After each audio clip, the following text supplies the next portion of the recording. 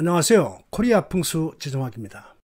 오늘은 우리나라에서 가장 아름다운 묘, 강해백 묘를 소개해 보겠습니다. 저는 풍수를 공부하다 보니 전국 방방곡곡을 다니게 됩니다. 사주팔자에 역마살이 있는 것도 아닌데 다니는 것을 보면 풍수인의 숙명인가 봅니다.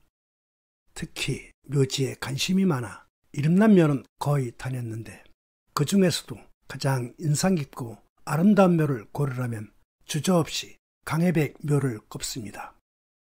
강해백은 고려 말 조선 초의 인물로 이조판서와 대사원 등을 지냈습니다. 묘는 연천의 민통선 내에 있어 민간인 출입이 제한되지만 신분증을 제출하면 누구라도 답사할 수 있습니다. 문중에서는 이곳 묘를 무학대사가 잡아주었다고 합니다. 조선 초 무학대사가 도읍을 옮기기 위해 개성에서 이곳을 지나다 찾은 것으로 강해백에게 주었다고 합니다. 이 묘는 인근 지역 사람들에게는 강장군 묘로 불리기도 합니다. 강영훈 전 국무총리가 장군 시절 이곳을 자주 찾아와 묘지 손질을 했기 때문인데 후손으로서 선조묘에 대한 공경심이었습니다. 이곳 묘를 멀리서 보면 평지에 불쑥 솟은 것이 마치 신라시대 왕릉처럼 보입니다.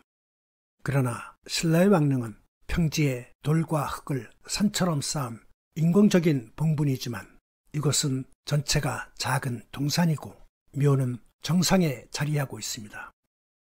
마치 여인의 젖가슴 중 유두에 해당하는 모습입니다. 풍수에서는 혈의 모습을 크게 와겸유돌 4가지 형태로 구분합니다.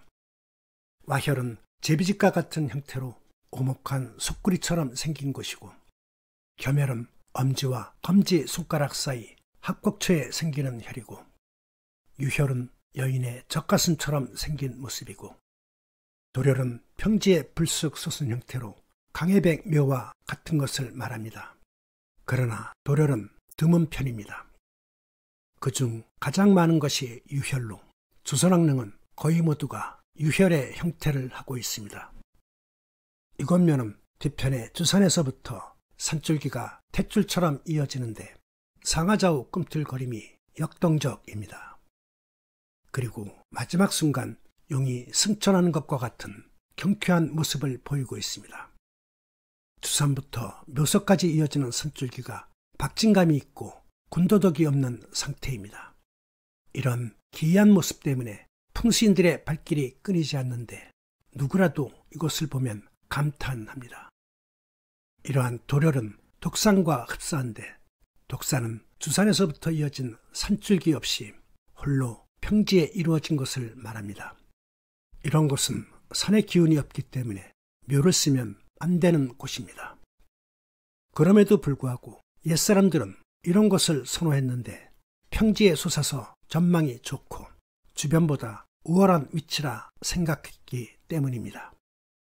옛날 세도 있는 집안들이 이런 곳에 묘를 많이 썼으나 그 후 이런저런 이유로 몰락하여 지금은 묘의 관리조차 부실한 것을 볼 수 있습니다.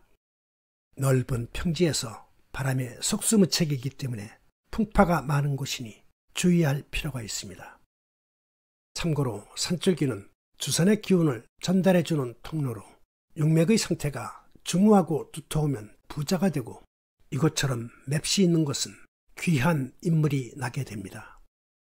상대적으로 용맥의 상태가 험한 바위가 많아 거칠면 후손 또한 거칠게 되고 용맥이 힘이 없고 비루하면 후손 또한 병약하고 가난하게 됩니다.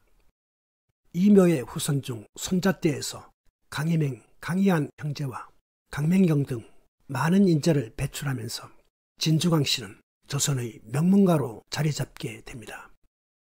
이 묘는 넓은 들판에 꽃송이처럼 자리한 까닭에 연합부수형이라 부릅니다. 몇 해 전 연천에 군남댐이 생기면서 여름 장마철이면 묘수 앞까지 물이 차는데 실제로 연꽃 모양처럼 장관을 이룬다고 합니다. 이곳과 가까운 곳에는 미수 허목선생 묘도 있습니다. 또 해방 후에 국풍으로 불리며 한 시대를 풍미했던 청호 지창용 선생 묘도 있습니다.